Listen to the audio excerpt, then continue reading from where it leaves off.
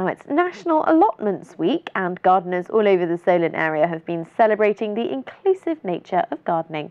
Our reporter Nicole Ris went to meet a group of volunteers with various mental health issues who look to grow their confidence as well as plants. Tomatoes, peppers, dwarf beans or courgettes are only some of the many things that self-styled the wild gardeners have been growing in their Gosport allotment over the past 1.5 years. Every Thursday the group meets and gives people with mental health issues the opportunity to grow together. We're in an allotment really to help people grow, really. Give people a place to come that they can grow, they can be part of a team, that they can relax and be themselves.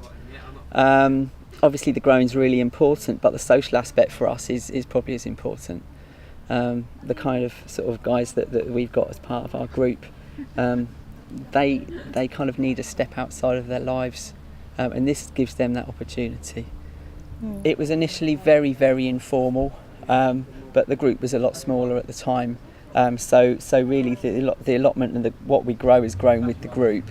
Obviously, you know, you need people to be able to attend the allotments, so it's dependent on how many people come week on week, how much gets done. We're able to grow a lot more now than we did when we started, because of my background in sort of horticulture and gardening. I've been able to give sort of direction and make a few suggestions really about sort of the direction we take this in. So we're growing now to make ourselves become sustainable. We're growing vegetables, we're growing fruit, we're growing plants earlier on in the season. We've got the use of the polytunnel, so we can actually grow stuff early and get it knocked out and get it sold. Over the course of the past months, Simon and Chris were able to witness how growing plants made group members more confident. Sadly, one of our members isn't here, Simon, and he has Asperger's, and he will tell anybody who listens that his confidence has grown since he's been coming to this group, and he has his ups and downs, and one week he'll say, I'm thinking about not coming back, and then we ask him to think about it and what would happen if he didn't come back, and he thinks it through. He comes back later and says, I'm coming back next week, by the way. So he has the opportunity to speak his mind and not be judged on it.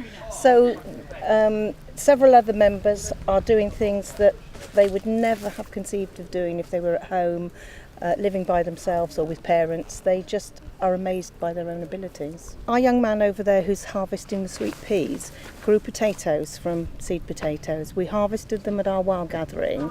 Right. He scrubbed them, we boiled them, and everybody ate them, and he said, wow, I've never tasted anything like that. So, you know, cradle to grave stuff, it really makes them feel good about themselves and the fact that nature can help them as well. So it's really good. For the wild gardeners, it's clear that having allotments nearby is of huge benefit. People don't have the large gardens now. You can be anybody, anywhere and grow for yourself, which in turn encourages better food choices, healthy eating. It works, it's perfect. People need to have allotments, they need to grow for themselves just to taste the difference, because shop bought, there is no comparison. Nicole Ris, for That's Solent.